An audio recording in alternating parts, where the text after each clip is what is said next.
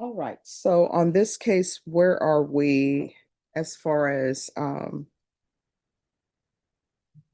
reaching an agreement, or has an agreement been reached? That's correct, Judge. How long do y'all expect the trial to last? I would say at least 4 days for the state's case in chief. All right, if you'll confer with Ms. Ferguson on a jury trial date, and if I could get an acknowledgement of discovery. Yes. From Yes, each ma'am. side. All right, your plea deadline date has expired. The court will not accept any plea bargain agreements in this case without good cause. Otherwise, you'll have to plead open to the court. Do you understand? Yes, ma'am. Your attorney will have to do a clothing exchange with you. That needs to be done within 72 hours, exactly 72 hours, unless they changed it again. Otherwise, you'll be brought over dressed in whatever civilian clothing you have. Do you understand? Yes, ma'am. All right, so your attorney in the state is going to confer on a jury trial date, and that will be your date for jury trial. Okay, thank you, Miss. You're welcome. Thank you, Judge. You're welcome.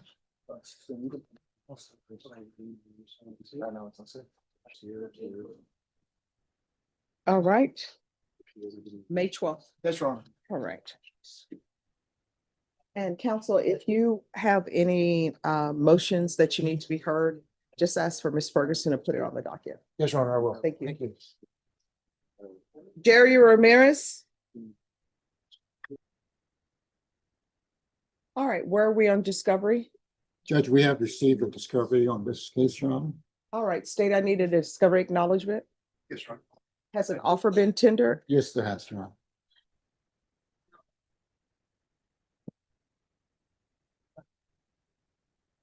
All right, this is gonna be recalled for plea deadline and plea deadline date with the jury trial date.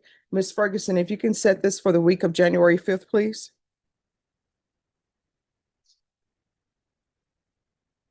And does he also have a motion to revoke? No, ma'am. I mean, isn't he on deferred adjudication? I am not aware of a motion. All right, let me see. That's what the docket says. I know at one time he had a case out of the 399. I was not handling that matter, Judge, but that was. Let me, We are on the record.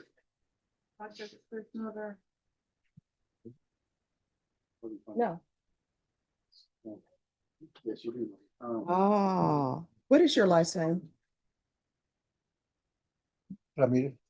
All right, so I put this under the wrong cause number. Just 1 second.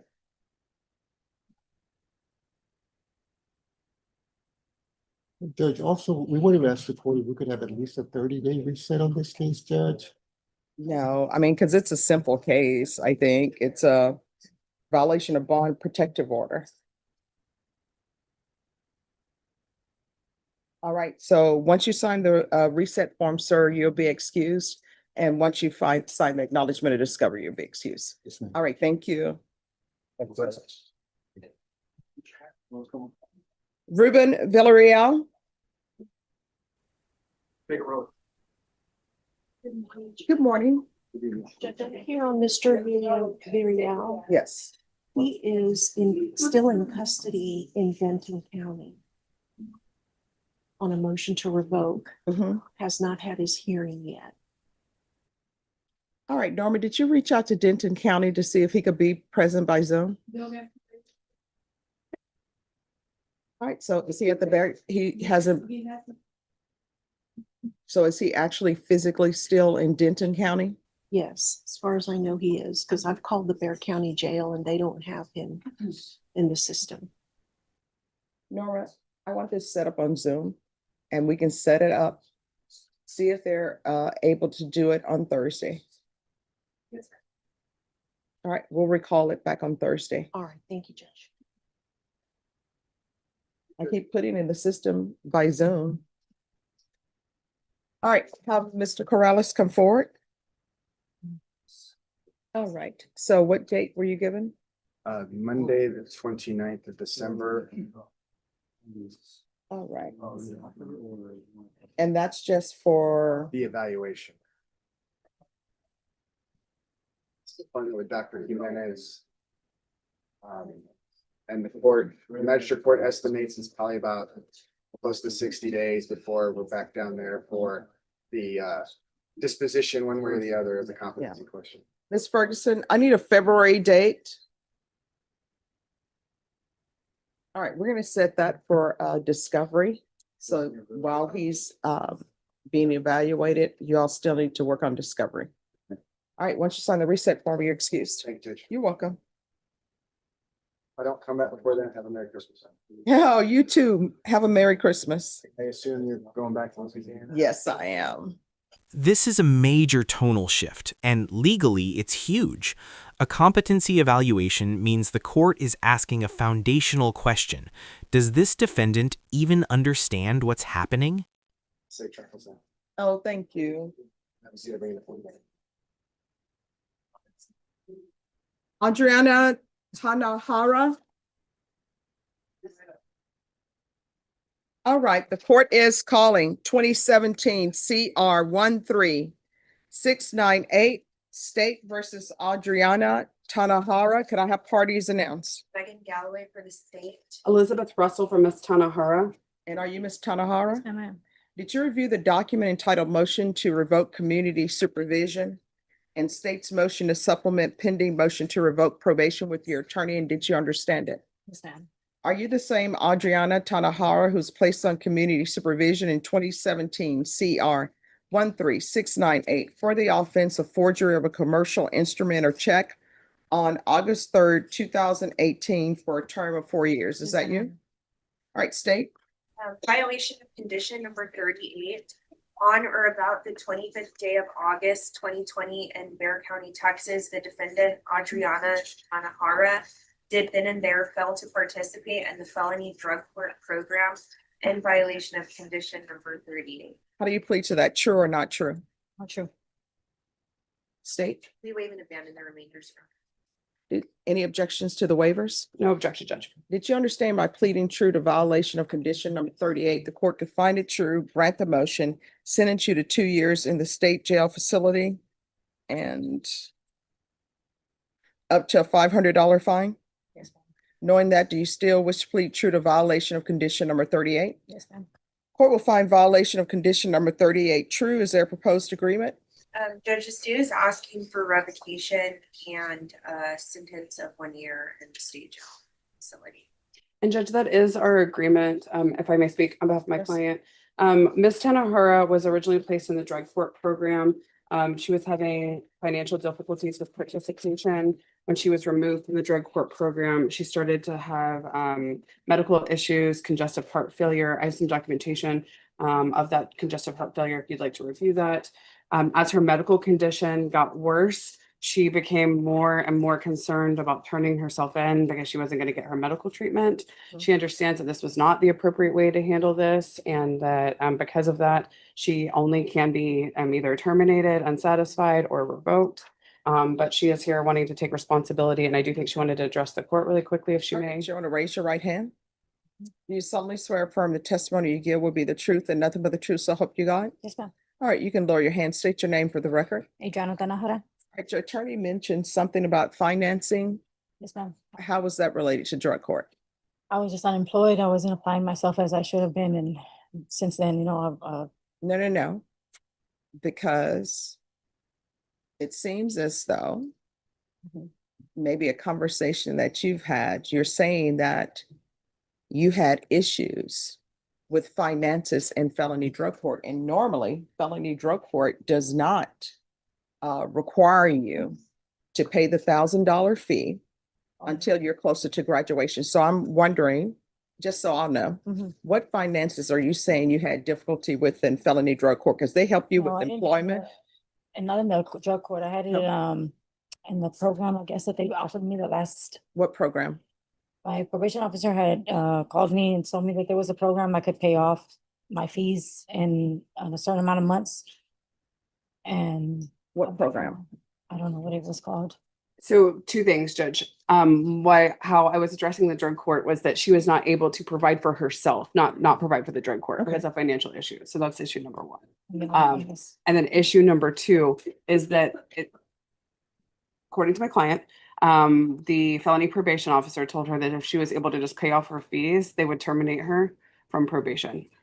I know that that's not necessarily the way that it works, but that's how it was discussed with her. And it's not the first time I've heard that being discussed with the client. So I think just for court's clarity, I think that's what she's speaking about. Okay. And let me give you the documentation on the medical. And then my other question is, it said that you owed $743.99 to HEB. Has that been paid?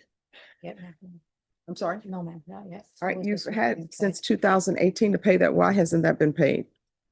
I wasn't always employed, but you know, this my fault. But I mean, it's since 2018 and you haven't paid a penny to that? Take That's a problem. responsibility. Yes, ma'am. And then this is not your first motion to revoke. That's a problem. Understand. So what have you done? Have you done anything other than this is your second motion to revoke? I've just got employed. I mean, I've just, you know.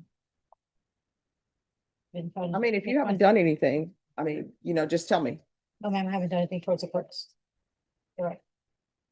Because you were placed on probation before I was presiding judge in this court. And then you had a motion to revoke, and it was violations of 5 and 5. And according to this, you have children. That's why I told you to do parenting classes. Okay. And it appears you haven't done anything since 2018. Sorry.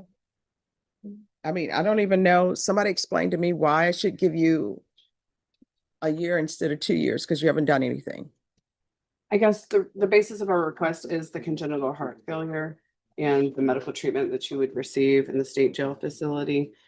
She hasn't done anything towards the court, but she did at one point receive gainful employment, and that was a huge struggle and a huge hurdle that had to be overcome by Ms. Tanahara. I think you can see based on her drug court participation, as well as even the medical documentation, she is a methamphetamine addict and has struggled with addiction for quite some time. And so even just getting gainful employment was a feat in and of itself. And who's taking care of your child? I think it's her mom. Is that That's my sister. your sister? And they're here, Judge. So does anybody want to tell me why I should just give her a year? She hasn't done anything. I mean, not even paid towards HEB since 2018. And so our request would be based on the medical issues, as well as the fact that she did seek gainful employment. We understand that this is not the way Ms. Tanahara should have handled this. She understands that. State. Judge, I did take into consideration the medical issues, which is why the state is asking for 2 years on this.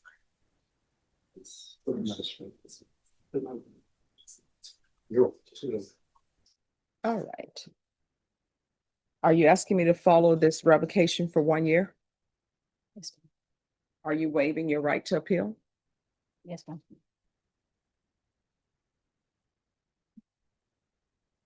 All right, this is what the court will do. The court is finding violation of condition number 38 true. The court will grant the motion, revoke, sentence you to 1 year in the state jail facility. Give you credit for any time served. There's to be restitution to HEB in the amount of $743.99.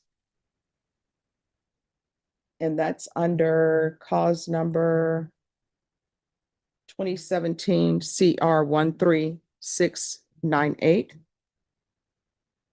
There's to be no unsupervised contact with minors. And the court will request the therapeutic community for you. Therapeutic community doesn't increase the amount of time that you will serve, but it is designed to help you with any addictions you may suffer from. This is one of the most layered sentencing moments you'll see. Yes, there's a 1-year state jail sentence, but listen closely.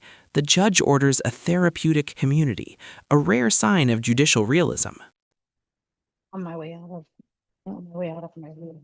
You know, during that the therapeutic community is in the state jail facility. All right, did you review the document entitled Profit Certification of Defendant's Rights to Appeal with your attorney? Did you understand it and sign it?